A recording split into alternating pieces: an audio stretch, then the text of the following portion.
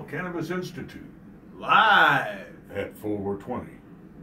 Well, we're back in the studio. This is a live broadcast. We're just getting ready to put out one to all the media in the state of Ohio. And we're sitting here looking at numbers, and we realize that we believe that the biggest three issues really in the state are economics and jobs, taxes, and heroin. And is that pretty good? Yeah, well, taxes, you need to explain that, because that's a big one. Pardon me, I'm used to working under the hot lights right now, so you can see my eyes, I guess. Huh? So you're talking about the possibility of creating additional revenue through the tax stream by taxing a new industry. Is that right? Well, yes and no. It's not a new industry. Right now it's a $3 billion well, yeah, that's right. underground business that's draining Ohio's resources. Well, true. Of not just $3 billion, but it's draining our resources of law enforcement and prisons and health care and everything. It is. And we spend over $100 million a year on... that's just prison side of it. That's for non-violent marijuana. Forget about the cost to the judicial system. Right. In addition to that, that's just the cost of housing them. In 2015, I like to say right now, Bill O'Neill asked me the other day, he said, on the marijuana platform, Alan, how many voters do you think you're bringing to the table? And I said, if I can get out my voters to vote, 3 million voters right now. Yeah. And he really beat me up on that. And I said, look, Bill, in 2015, I had 692 voters that voted. That was under a very divisive with the talk of cartels and monopolies. I lost half of my voters over those other kind of issues. I've got a solid right now 1.5 million voters that are hardcore. They not only have gone out and voted, but 400,000 of them were teenagers in 2015. And since then, they turned 18. That's right. And 80% of those people indicate they will vote on the marijuana platform. In fact, there's some of my best volunteers right now from all over the state. Right. And when you look at the state of Ohio, you go down along old Meigs County or over there and along the Ohio River, the unemployment 11.5%, 10%, 12% doesn't tell you how bad things are. It's 30 and 40% unemployment. Yeah. Workable, capable people. That's right. But there's a point where you just give up and walk out of the job market. Well, when you try and there's nothing, what do you do, right?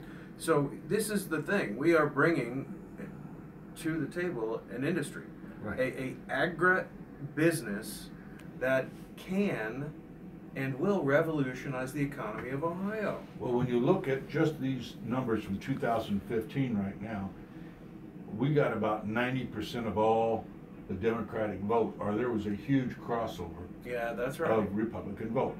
Yeah. But let's call them our hardcore. We know they're going to vote. 1.5 million people right now.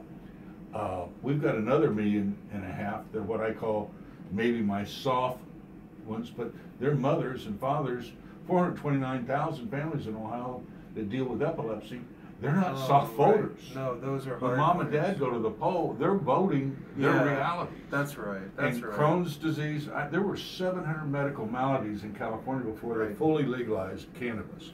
Ohio may only recognize 20, but with neurological diseases and epilepsy and MS and Crohn's and Parkinson's, you're going to add up to about 3 million medical need users in the state of Ohio. Mm-hmm. So 3 million voters, a hardcore of that 3 million medical users are probably 1.5 million voters.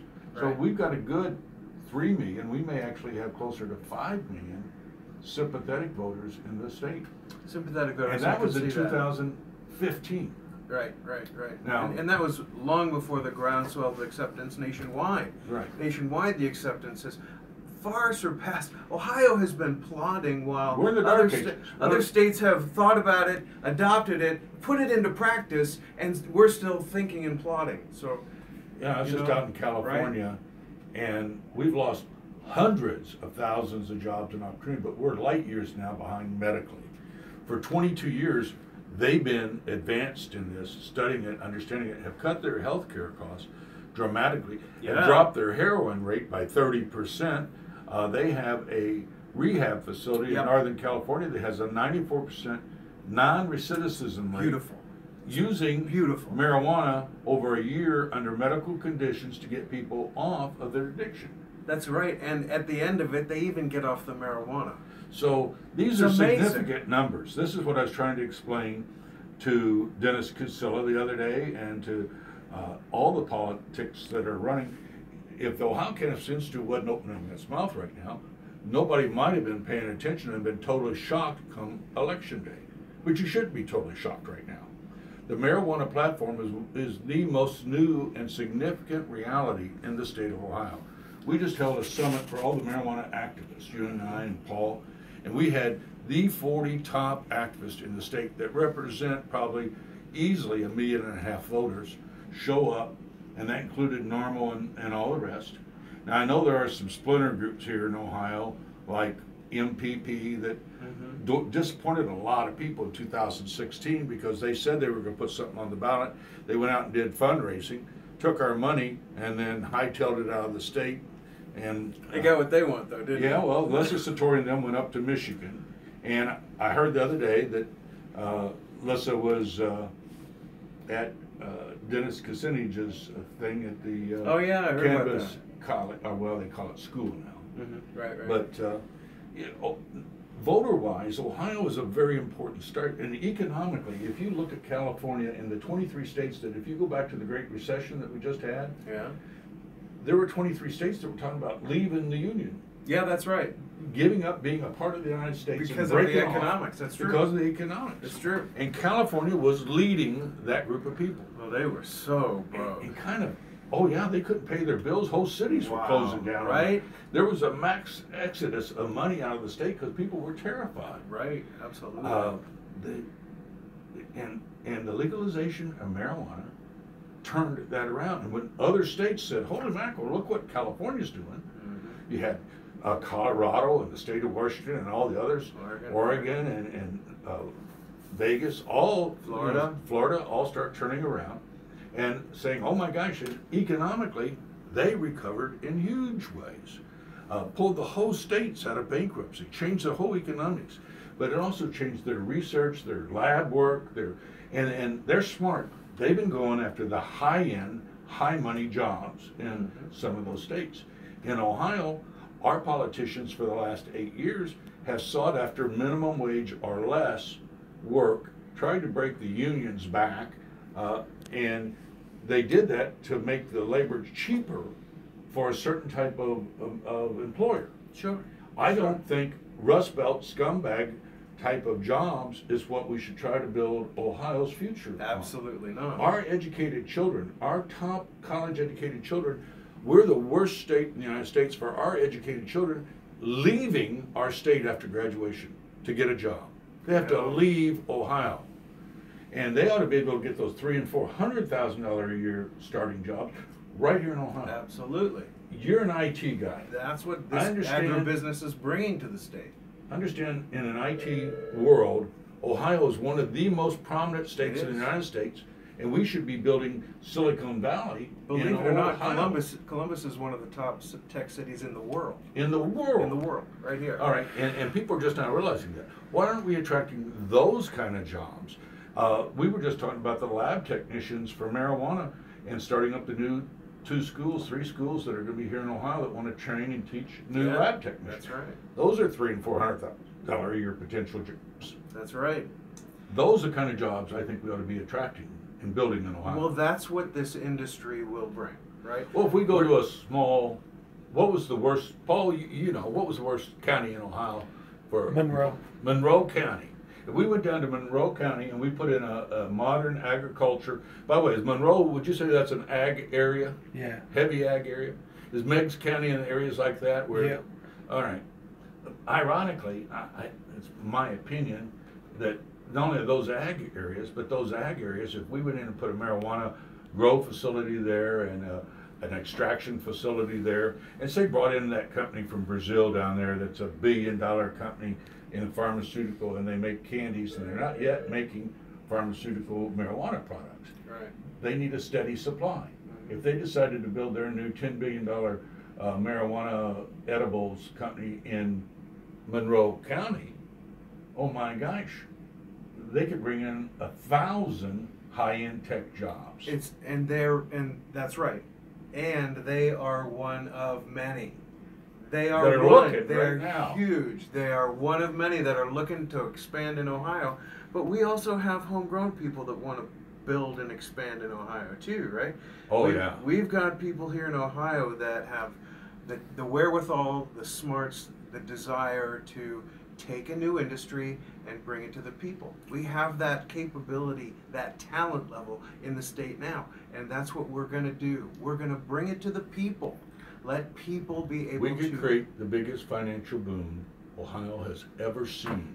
We could be the economic recovery epicenter, not just for Ohio, but for the whole United States, maybe for the whole world, and change the language on this subject. If we would wake up and realize we're being left behind, and we can still do something about it here in Ohio.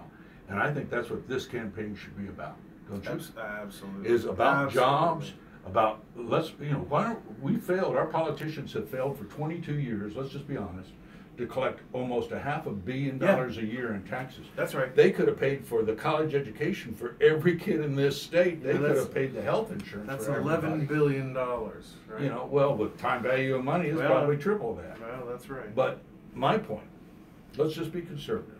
Let's just say that I can bring to the polls on the marijuana platform, not 3 million, not even 1.5 million, just give me a number. I'll just tell you, I was part of Compassionate Ohio a 1.5 years ago. Yeah. And you may remember the video that went viral and all over the state.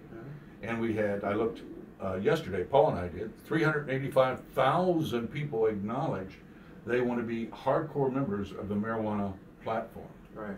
We had 3 million followers on the Ohio Cannabis Institute in 2015. That's right. And so right now, let's take any number you want. Just say the 385,000 that have sent me an email saying they're hardcore, loyal voters and will vote for the marijuana platform. Solid base. Is that enough to change a governor's election? Oh, absolutely. In the state of Ohio? That number alone, absolutely. Well, if you only get 2 million people show up in Ohio for a primary. That's the thing, this is a primary. And half of them are Democrat and half of them are Republican. And, gosh, Well, we can't even. 385,000 votes? I'm going to interject on that conversation. We can't even hold to that party line mentality anymore with what just happened in Pennsylvania. Yeah, Pennsylvania, New Jersey, Massachusetts. We've seen political eruptions happening across the country. Marijuana transcends party. It does. And people still haven't picked up on it. The parties that's transcending are both the Democrat and Republican. Both parties. It's Transcends the marijuana party. I don't know if it's a marijuana party, but it transcends those parties. It does. It's a bigger issue. It's a bigger issue because it affects people's lives right now. There are people who are in such pain right now. There are people who need this right now. There are people who can benefit from the economy of it right now. You and I had the pleasure a few weeks ago to be at a convention here in the capital city, and it was on marijuana oil. We're in the oil business today because they extract the oil out of the plant, and that's what's being used in medication. This particular oil group had none of the psychedelics in it, no THC, so it was hemp oil with a high, what's called CBD concentrate, and that's what a lot of patients needed. That's what I use for And my fibromyalgia, and it's amazing. There was over 100, how would you visualize that audience? Entrepreneurial, entrepreneurs. We had one soccer mom beautiful. there testifying how she was making over $100,000 a month helping people find a triple tested hemp oil. And my wife, I know, was involved. There were a lot of women involved, but I'd said 90% of that audience were entrepreneurial, educated women that figured this out, and they're making a fortune out of that in Ohio already. I know. So, well, women are, and you're not going to turn those women back. I'm going to tell you that they're on fire. They're natural networkers. Women are, aren't they? Oh, they're natural caregivers. All right.